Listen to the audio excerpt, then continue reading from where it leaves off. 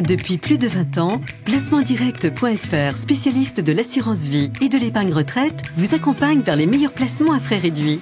Et aujourd'hui, c'est vers votre programme que placementdirect.fr vous accompagne. Placementdirect.fr vous présente tout sur votre argent. Épargner c'est pas mal, mais l'idéal c'est que ça puisse aider, je sais pas moi, par exemple l'artisan en bas de chez moi qui veut embaucher ou qui veut se développer. Je mets 50 € tous les mois sur mon assurance vie. Franchement, j'aimerais bien que mon épargne serve à quelque chose et pas qu'elle dorme en attendant que j'utilise. Comme beaucoup d'entre nous, j'essaie de mettre régulièrement des sous de côté. Ces économies, c'est pour faire face aux dépenses imprévues, se payer des vacances au soleil et pour ma retraite qui, si j'ai bien compris, sera loin d'être mirobolante. Mais il y a des jours où je me dis que mon épargne pourrait être plus utile pour l'économie française. Certes, je sais qu'une partie de mon livret A sert à financer le logement social. Est-ce suffisant ? J'en suis pas sûr. Je sais qu'il y a pas mal de petites boîtes qui ont du mal à financer leurs projets. Or, ce sont les PME qui recrutent le plus en France. Ce serait bien si mon épargne pouvait aider à créer des emplois, non ? Mais comment faire ? C'est pour répondre à cette question que j'ai eu l'idée de cet épisode. Car, pour ceux qui ne le savent pas, dans Tout sur votre argent, on parle d'argent sans détour, sans fioriture, en un mot, cash. Comment fait-on pour investir dans une PME quand on est un particulier ? Comment fonctionne le PEA-PME ? Le private equity, qu'est-ce que c'est ? Je suis Jean-Philippe Dubosc et ces questions, je les ai posées à Sébastien Féjean, directeur associé d'ID Midcaps, une société indépendante d'analyse financière spécialisée dans les petites et moyennes valeurs. Sébastien Féjean, bonjour. Bonjour. Alors pourquoi les entreprises, et notamment les petites et moyennes entreprises, ont-elles besoin de se financer sur les marchés ?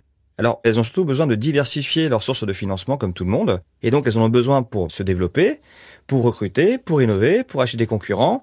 Et évidemment, la banque est toujours là, mais on peut toujours avoir besoin de davantage d'argent et c'est pour ça qu'elles viennent se coter sur les marchés financiers. D'accord.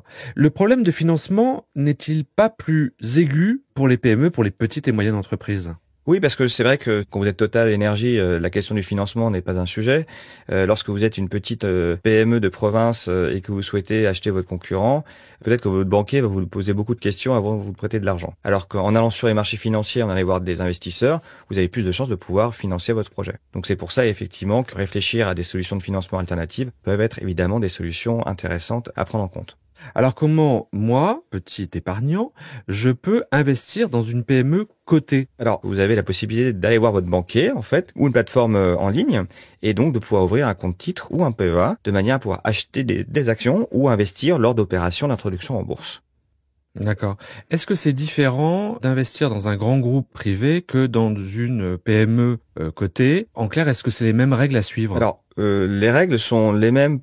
La première, c'est d'investir évidemment dans une optique long terme. La seconde, c'est de ne pas avoir besoin de son argent. Et enfin, l'important, c'est aussi de savoir de ce dans quoi on investit. C'est-à-dire, est-ce que j'ai plutôt envie de m'investir dans les sociétés qui sont dans le développement durable, le changement énergétique. Enfin bref, vous avez plein de thématiques et les sous-thématiques. Donc, c'est vous, un peu en tant que consommateur, qui pouvez déjà commencer à vous faire une idée sur l'entreprise. Avant de rentrer dans le détail financier, des choses qui sont beaucoup plus compliquées. Mais déjà, il faut comprendre ce dans quoi on investit, parce que c'est quand même une règle qui me paraît quand même de bon sens. Et c'est pas plus risqué alors d'investir dans des PME plutôt que dans des grands groupes ? Non. Nous avons des très belles entreprises qui prospèrent depuis 150 ans et qui sont des petites entreprises qui font moins d'1 milliard d'euros ou moins de 500 millions d'euros de chiffre d'affaires et qui sont très bien gérées et qui continuent à se développer. Et je dirais même que vous avez plutôt intérêt en tant qu'épargnant à choisir des PME ETI, donc des petites entreprises qui ont la possibilité de devenir des grandes entreprises, plutôt qu'investir dans des grandes entreprises qui ont la possibilité de devenir des petites entreprises. Et on l'a vu plusieurs fois sur les entreprises du CAC 40 qui sont devenues des entreprises qui ont été démantelées, comme Alcatel par exemple.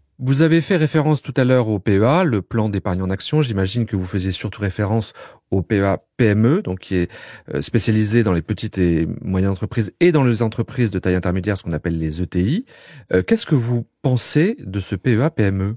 Le PEA PME est une très bonne chose dans la mesure, encore une fois, il vous incite à investir à long terme. Puisque au bout de 5 ans, vous avez investi dans une action à 100 et qui maintenant vaut 200, eh bien la plus-value que vous avez générée, c'est-à-dire 100, est défiscalisé, et ce qui fait que vous avez la possibilité, encore une fois, de pouvoir le réinvestir dans une autre entreprise, ou alors de toucher cet argent, ou de continuer effectivement à investir à très long terme. Et en plus, ce qui est bien, c'est que ce plafond de défiscalisation du PEA-PME se cumule avec celui du PEA classique dans la limite de 225 000 €, ce qui est pas mal.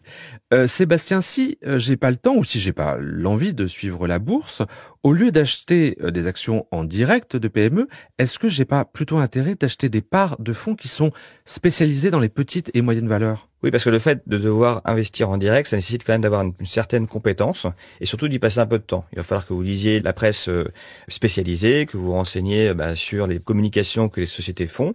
Là où effectivement vous avez un intérêt de pouvoir passer par des fonds, c'est justement de se libérer totalement de cette connaissance nécessaire. La seule chose que vous avez à faire, c'est aller sur un site qui vous permet de comparer les fonds entre eux et donc qui sont notés en fonction de la qualité de la gestion, des performances sur long terme. Et donc, c'est avec des étoiles, donc c'est très simple. Et ça vous permet encore une fois de pouvoir classer simplement les performances sur 5, 10 ans, 3 ans, 2 ans, en fonction de ce que vous souhaitez avoir comme horizon d'investissement. Et donc, à la fin, de pouvoir simplement trouver le type de société dans lequel vous souhaitez investir, la zone géographique, et trouver les meilleurs gérants. Le gouvernement a lancé un label relance. Ce label est fait pour les fonds dont une partie doit être investie dans les PME ETI. Sébastien, est-ce qu'il faut privilégier ces fonds labellisés relance lorsqu'on veut investir dans les petites et moyennes valeurs ? Alors, de toute façon, tous les bons fonds actuellement ont obtenu ce label relance, donc c'est quasiment un passage obligatoire pour les sociétés de gestion qui vont ensuite s'occuper de votre argent. Donc, ce qu'il faut savoir, c'est qu'en fait, ils prennent finalement tout l'ensemble des éléments qui permettent de pouvoir analyser les sociétés, et donc ça vous permet encore une fois d'être relativement à l'aise et d'avoir des gens qui ont l'habitude de gérer finalement de l'argent et donc de passer par exemple les crises qu'on a pu connaître depuis 2 ans qui ont été quand même assez violentes. Puis surtout, il y a des contraintes environnementales assez fortes. Par exemple, ils ont l'interdiction d'investir dans des sociétés qui extraient du charbon. Typiquement, c'est un des exemples d'exclusion qui a été mise en œuvre. Alors jusqu'ici, on a parlé des PME cotées, mais moi, si par exemple, je veux aider le fabricant de confitures qui s'est implanté juste à côté de chez moi, je fais comment pour l'aider ? Alors, vous pouvez passer par ce qu'on appelle du private equity. Donc, le private equity, c'est de l'investissement dans les sociétés non cotées. Donc tout ce qui est donc société qui est privée et qui pourra éventuellement sélectionner, si vous êtes suffisamment convaincant, votre fabricant de confitures local. Et la nouveauté, c'est que ce marché qui était jusqu'à présent réservé aux investisseurs institutionnels, eh bien maintenant il s'ouvre de plus en plus aux particuliers. C'est possible maintenant d'avoir de fonds de private equity dans l'assurance vie, je crois. Exactement, vous avez maintenant ce qu'on appelle des unités de compte, c'est-à-dire qu'en fait, vous prenez des parts d'un fonds de private equity qui opère dans la thématique des PME ETI. Et donc qui permettent en fait à la fin de vous assurer une liquidité au bout de la période qui est recommandée, c'est-à-dire 5-7 ans. En conclusion, Sébastien, l'investissement dans les PME est-il fait pour tous les épargnants ? L'investissement dans les PME est fait pour tous les épargnants. Il faut simplement respecter 3 règles cardinales. La première, c'est qu'évidemment, on investit à long terme, donc on privilégie plutôt des dispositifs qui permettent de défiscaliser. La seconde règle cardinale, c'est de ne pas avoir besoin de son argent, parce que encore une fois, on ne sait pas ce qui peut se passer. Et enfin, le dernier point, c'est de comprendre ce dans quoi on investit et surtout les valeurs que nous portons. Parce que finalement, lorsqu'on est investisseur, on investit dans les sociétés qui doivent normalement respecter des chartes et des valeurs qui vous correspondent. Donc typiquement, si vous êtes plutôt contre les énergies fossiles, il est évident que si on vous propose un investissement dans Total, c'est pas forcément ce que vous avez privilégié. Donc c'est pour ça que finalement, en tant qu'investisseur, vous avez aussi la possibilité d'investir dans les PME ETI, parce que ce sont elles qui créent de l'emploi, ce sont elles qui sont fiscalisées en France, et ce sont elles qui généralement contribuent largement à créer de la richesse nationale. Et souvent, ce sont des entreprises qui sont détenues par des familles, et donc avec une perspective long terme. Et c'est exactement ce que vous souhaitez faire, investir votre argent à long terme. Merci Sébastien Féjean pour toutes ces informations. Merci. Cet épisode de Tout sur votre argent s'achève.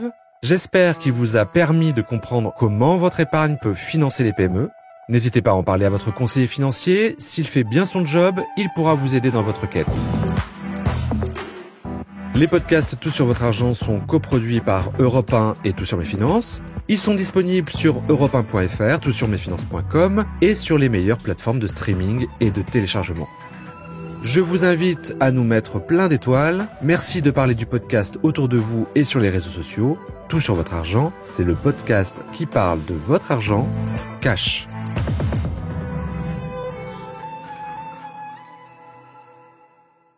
C'était tout sur votre argent avec placementdirect.fr. Placementdirect.fr, spécialiste de l'assurance vie et de l'épargne retraite, vous donne accès à une sélection exclusive de contrats à frais réduits.